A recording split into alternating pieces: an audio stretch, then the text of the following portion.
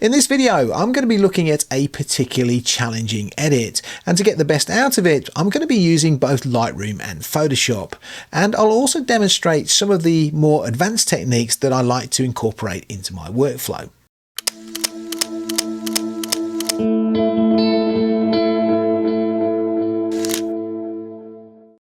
If you're new here, my name is Jeff Ascoff and I'm a professional photographer based in the northwest of England. And I've been digitally editing and printing black and white photographs for exhibition, advertising, competition and publication for over 30 years now. And I also edited and printed Don McCullen's early digital black and white work. As I said before, this is a particularly challenging edit, so let's take a look and see how we get on with it. This photograph was taken second week in January. It's in Manchester. As you can see, it's a very cold day, but it's also got this fantastic low sunlight in the sky. I was out with another photographer. I was teaching another photographer on a private one-to-one workshop. We were looking at using backlighting and shooting directly into the sun. Now, my 35mm Summilux lens that I have flares really easily if you point it towards the sun. And that's what's happened here. And I really like the feeling that it actually gives to this photograph. I think this flare really lends itself to the atmosphere in the picture. The problem with it, if we zoom in, is that the flare itself has completely destroyed any contrast that we might have in this part of the image. Now, the success of this picture depends on how much of that detail we can bring out and how much contrast we can actually bring out in this particular figure. Now, to do this, I'm going to be using Lightroom. I'm also going to be using Photoshop. There are tools in Photoshop which make this a lot easier and a lot more natural looking, I guess. This is a Leica monochrome image, okay? If it was a color image, I would need to convert it to black and white, and I convert all of my photographs to black and white using my SILVERCHROME profiles, which I'll link to in the description below. And we have several videos where you can actually see me doing this. In this particular case, I'm still going to use a SILVERCHROME profile. I'm going to use a profile called P32 just to give it a little bit of contrast right off the bat. Next thing I'm going to do is set my black point. Press down the Option key on the keyboard, take your black slider and move it to the left. And this gives us some idea of where the blacks are going to sit in the image. You can also do it by clicking this triangle up here, and you can move the slider around to show you where your black point is. If we do the same thing with the highlight area, if we just click on this triangle here, you can see that we've also got some clipped highlights. Now we need to get rid of those. There's got to be some tone or information in the picture for adding grain to the image. So I'm just going to take my highlight slider, just move it until that red area disappears. And sometimes I'll just push the highlight slider all the way down to see if we can get a little bit more detail in the sky. I don't recommend that you do this for every image, but in this particular case, it'll be okay. Let's just take that off because it's distracting. I'm going to crop the image just because my OCD says that that pole in the middle has to be straight. And by cropping it, what's happened is we've taken the person off the edge of the image here, and I think we've created a much stronger composition as a result. You can see how bad this area is here. We have literally no contrast at all.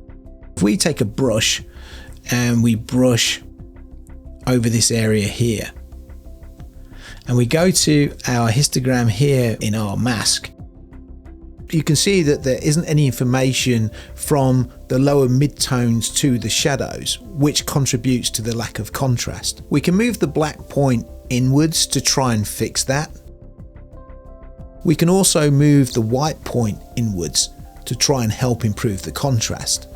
We could also try just adding a contrast curve within those 2 points. But it's still not enough for what I actually want. We could try using the clarity slider, which is quite nice, but that's pretty much as far as we can go with it. So I'm just going to take my brush and just carry all that through this area here. We're starting to lose a little bit in terms of clipping here, but I'm just going to bring all that through with this particular figure so it all blends in quite nicely. And then I'm just going to go up to the tone section here, and then we'll just take rid of those highlights. There we go. All right. And I think really that's about as far as we can take this section of the image. So I'm going to leave her as it is at the moment. I'm just going to make a couple of adjustments to the rest of the image while I'm in Lightroom. So I'm just going to take the sky down a little bit more. I'm just going to do this with a little bit more highlight and maybe a little bit of curve. And then I'm just going to paint over this area here where these people are. I'm just going to lift it up a little bit, and I'm just going to add a little bit of dehaze in there so they aren't too wishy-washy, maybe a little bit of clarity as well. And we can probably bring that over to this side as well. There we go. Fantastic. And maybe into the buildings. Lovely. You got to remember, when you're shooting into the sun like this and the filter on the lens is flaring, you are going to degrade the image quite a bit. We don't want to lose that degradation to some extent, but also we don't want it to look like it's just complete rubbish. So now I'm going to take this into Photoshop, but before I do that, I'm going to use this little tool here. This is the new remove tool. If we look under distraction removal, we can see that there's this new panel that says dust. If we press apply, it'll just get rid of all that dust. I've used this so much over the past few weeks. Okay, so I'm just going to go into Photoshop, Command D to switch it into Photoshop. And there it is, we're in Photoshop now. And this is where I'm going to refine the image. So I'm going to zoom in, and I'm going to use a technique that involves the lasso tool. And I've used this technique for as long as I can remember. So I just press L on my keyboard, it brings the lasso tool up. The important thing here is that the feather for a monochrome image like this, which is 18 megapixels, 50 pixels is the perfect feather. If you're at a 60 megapixel sensor, you might want to push this up to 150 to 200. I'm just going to draw just to the edge of the flare here. I just want to make a selection around this part of the image. Now, if I just bring up a curves layer, and I do this by clicking a button on my mouse which has this function applied to it. So I'm just going to click on that. You can see here, this is our information within that particular mask. So we need to bring our black point in, and we need to bring our white point in. Okay, and then we're just going to add a very, very slight S-curve to that. And there we go.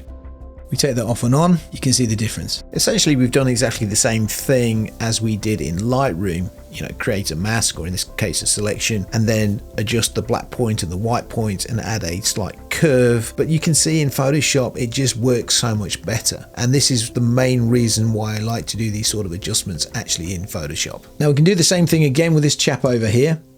If we take our lasso, we can just bring a little area in there.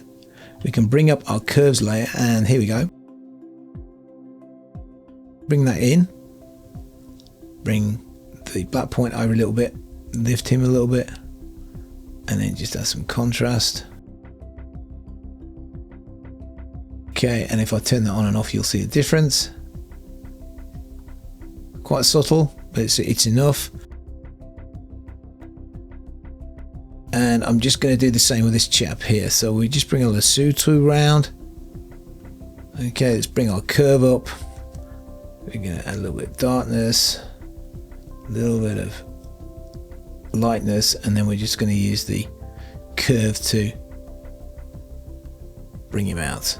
If we zoom in, we can see that there's a slight difference between the texture between her and the background, because we're basically bending the pixels at this point. You know, we're really stretching them. So there is going to be a difference, and we'll go into Lightroom to correct that in a second.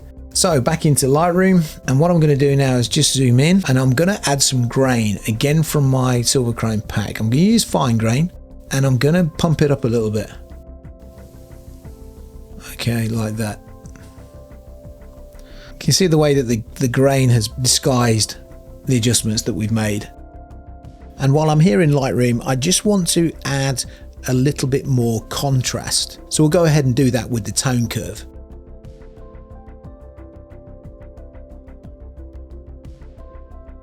And the only other thing I'm going to do is I'm just going to take a brush, just follow these streaks a little bit more. So that's it. So we get a little bit more flare, which looks quite nice. And I'm just going to click on over here where we've got the smoke, just lift that a little bit, which is nice. And you know what? I'm happy with that.